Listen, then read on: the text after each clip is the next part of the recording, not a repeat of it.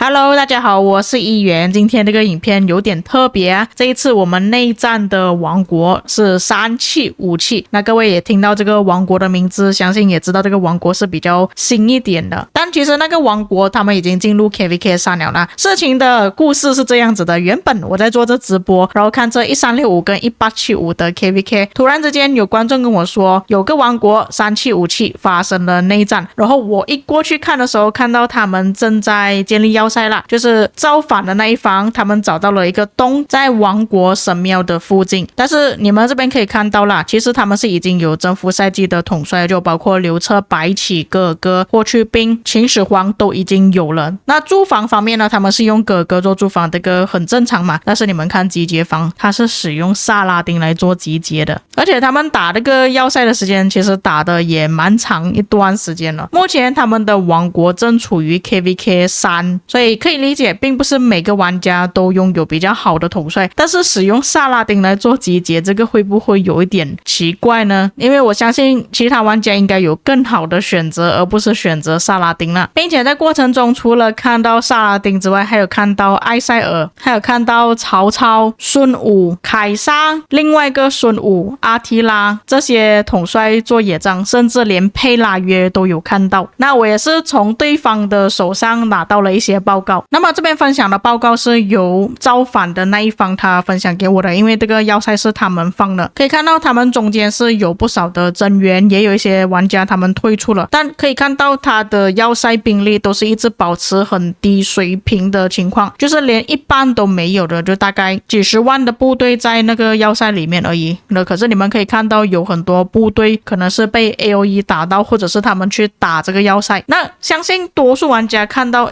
这样子的报告，感觉他出来的结果应该也不会多好嘛。但是你们要想到一点，对方他们是用萨拉丁来做集结的，所以我们来看一下他报告。这里我们可以看到报告是天差地别，阵亡方面都已经相差4倍左右了。当然驻防那边会有一些重伤啦，重伤我觉得无所谓啦，反正是可以治疗，而且他重伤也不算很多。那我们先看一下集结的吧，对方是使用萨拉丁搭配亚瑟来做集结的。那看到最后其实对方的兵力还是有很多，但是因为他那个组合搭配的原因不是很好的关系，所以跟对方打的时候你们可以看到那个报告亏损是很严重的。但如果我们是说对方驻防阵亡加上重伤的话，算下来其实跟集结那边差不多了。但是我们看阵亡的话，显然是集结那边比较亏，而且你们要知道的就是驻防他一直保持很低兵力的情况下去做驻防的，可能就几十万而已，但他的报告依旧还是比起集结方还要更好的。所以我们看一下争议方面，争议方面是可以看到他是有装备，但是并不是全部都有专属，甚至他的哥哥都没有觉醒。他这边哥哥5411，但是他的刘彻是已经觉醒了。这一集结方的话，2个是已经都觉醒了。那他把亚瑟放副将合理啦，因为他副将才会变成技能伤害。这一集结方的装备也不好，两边的装备都不好。军器方面呢，会不会因为他们有专属的关系，所以就给他们做车头或者是驻防？那这边看下来，他们的军器应该也没有多好，因为这边看下来是没有额外的提升，也就是说可能双方都没有专属了。有点生气。那你们觉得这个集结跟驻防的报告已经很生气的时候，我们往下看，他这边是用亚历山大搭配埃塞尔，还可以接受，因为埃塞尔他是领袖统帅嘛，什么兵种都可以搭配的，这个很合理。霍去病亚瑟也是合理，司机贞德也是合理，不过司机做主将会比较好，他有一个破防的技能，先让对方的防御力减少，然后再用贞德打出伤害会比较合理一点。霍去病亚瑟白起李成规，这个是什么奇怪的组合？因为白起他是使用重击伤害，其实李成规这种技能伤害提升的统帅对白起来说是没有用的。然后他携带什么部队？他使用步兵，但是真的没有用啦，我不建议各位用这个方式去搭配了。埃塞尔搭配菠萝头，这个又是什么奇怪操作？他使用骑兵，然后他装备呢，他这边看下来应该是用步兵装备吧，但是他的菠萝头是没有觉醒。他们现在在 KVK 3可能是真的没有统帅可以用，所以他们才用那个组合。萨拉丁亚瑟合理，埃塞尔加孙武，这个又是什么奇怪的组合？但是是阿卡琉斯搭配亚瑟，又是怎样的说法呢？其实亚瑟应该要做主将，因为如果亚瑟做副将的话，他就会变成技能伤害。亚瑟必须要担任主将才会用连击伤害，然后搭配阿卡琉斯才是会比较强的。但重点是你们要看这里，他使用骑兵的组合，但是他携带步兵、工兵、骑兵，并且步兵是比起工兵还有骑兵更多的，这个就有一点神奇了。这样你们就不难理解为什么驻防的报告特别好，而且你们可以看这边亏损超多，超夸张啊！尽管驻防那边没有觉醒，他的伤害也不到很高，但是你们看这边更加夸张，他的骑兵提升就只有那么一点，而且他这两位统帅都是没有觉醒的。在早期的玩家是真的太可怜了，镜头不充足，没有办法去觉醒。这一期他搭配还算是比较正常吧，贝利搭配洛哈，使用骑兵还可以接受。还有一个玩家他是直接带贝利出来，他是什么？他是要补兵吗？补集结吗？被 AOE 打到的。其实他这边蛮多部队都是被 AOE 打到的，而不是他们部队主动去攻击那个要塞的。居鲁士大帝居然有人去培养，哎，又是你呀、应该也是没有觉醒的咯。李成贵是已经觉醒了，但是他的居鲁士居然有5552，比亚瑟还有阿卡琉斯还要更好，这个有一点不太能理解。其他玩家都算合理了，所以这个就是他们打要塞的那个报告啦。我就有询问他们为什么他们要发生内战，主要的原因就是因为 MGE 啊，可以看到他这边的解释，他说的是法文啊，那翻译那边就有一点不太准确。简单的来说就是他们的管理层把 MGE 给那些战力击杀比较高的玩家，这个玩家拥有意义的击杀，所以他们才造反啊，给比较好的玩家，他们会觉得不太公平，所以他们才造反了。那么在他们这个要塞打掉之后呢，其实有集结一些玩家啦，像这个玩家就被锁了，然后另外一个玩家就被挂了一个乞丐的头衔，然后我有跟他们拿了报告。那我们先看这位玩家的报告吧，因为他是直接本人联络我，然后有分享报告给我。这边我们可以看到他这个报告不确定是什么报告，应该是之前他们战斗的报告吧，他这个应该是驻防的报告才对，但应该是他的盟友，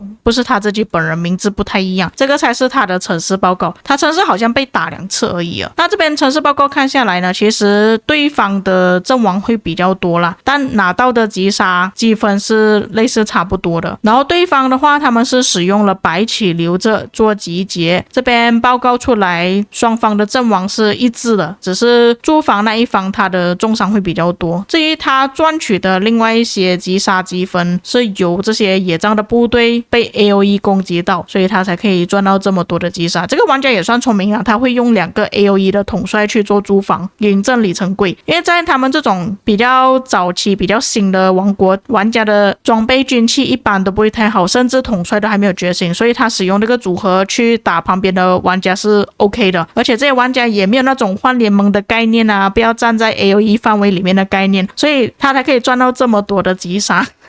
可能那个玩家有经验啊，或者是他比较聪明一点啊，他知道要怎样去善用这些统帅的技能 AOE 去攻击对方，所以你们可以看到他有很大部分的击杀积分全部都是从这些旁边的队伍打下来的，所以他的报告算不错。那下一份报告呢，可以让有的一些玩家去增援他的城市啦，也是蛮长一下的，但是这一次报告没有那么长啊。对方也是一样用白起流策来做集结，那如果是说阵亡的话，其实集结那一边的阵亡会比较多一点，但驻防这里的重伤会比较多，所以可以看到击杀积分也是差了差不多3倍。但是你们可以看到它总体的击杀积分其实是比对方还有更多的，也就是说野战方面他又赚了那些可能被 AOE 攻击到的部队吧。这里我们先看一下集结跟驻防的争议，集结那边的提升会比较高一点啦，但是可以看到它的装备其实并没有全部专属，也就是说它的装备没有到特别好。至于驻防这边也是没有到特别好的，然后这个就是他们其他的争议。其他争议方面可以看到驻防那边是稍微好一点点的，然后下面你们就可以看一下，基本上都是 AOE 打到啊，这个什么奇怪的组合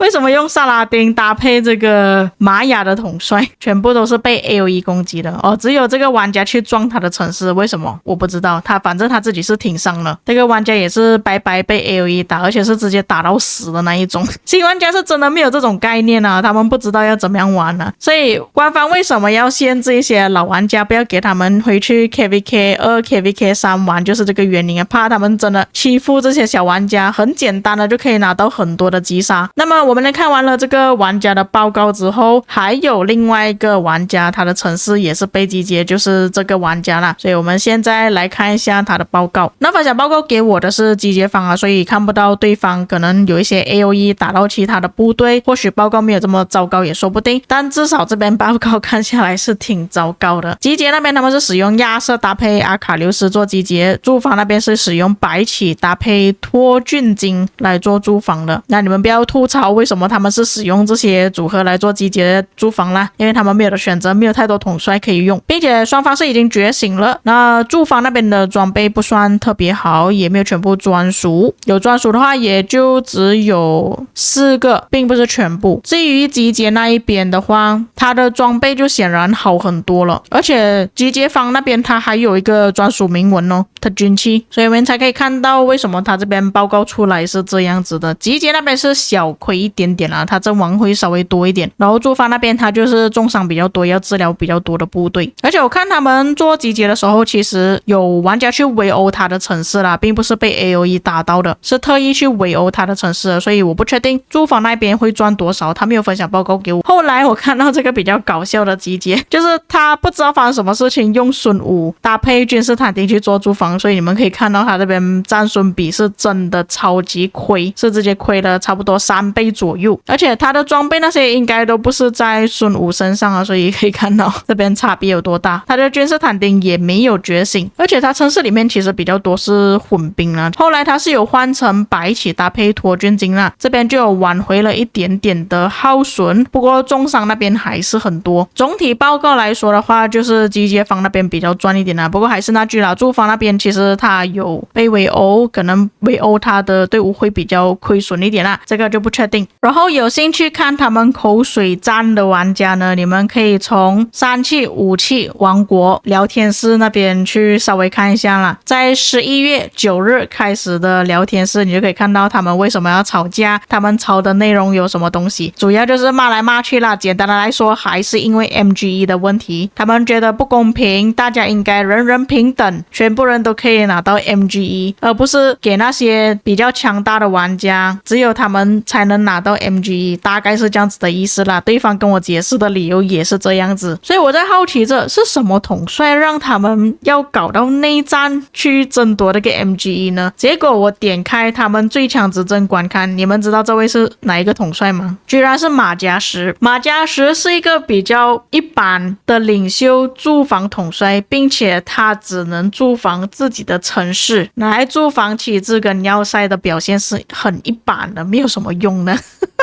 所以他们为了这个统帅而内战，我是真的很不能理解的。可能他们需要用到了，但是对于我们这种玩家来讲呢，没有必要为了他而大费周章打在一起。但我还是那句啊，各位可以看到他们的王国正处于 KVK 3的阶段，而且是刚开始不久而已，所以有可能他们对统帅的观念就是觉得说我拿到更加多的统帅会更好，或者是他们想要去收集之类的，我不确定，所以他们才发生内战，意见不合，分配不均匀的问题发生。但如果你是老玩家的话，你应该会觉得这个故事有点好笑，有点离奇，甚至他们打斗的过程也是挺好笑的。那么以上就是本期内容了。如果你是这个王国的玩家，有东西要补充说明，尤其是你们发生内战的过程呢，也可以在评论区补充啦。虽然还是感到很抱歉啦，但确实你们这个内战的原因还有过程是真的挺搞笑的。至于各位有什么看法，可以在评论区给我知道。我们下个影片再见。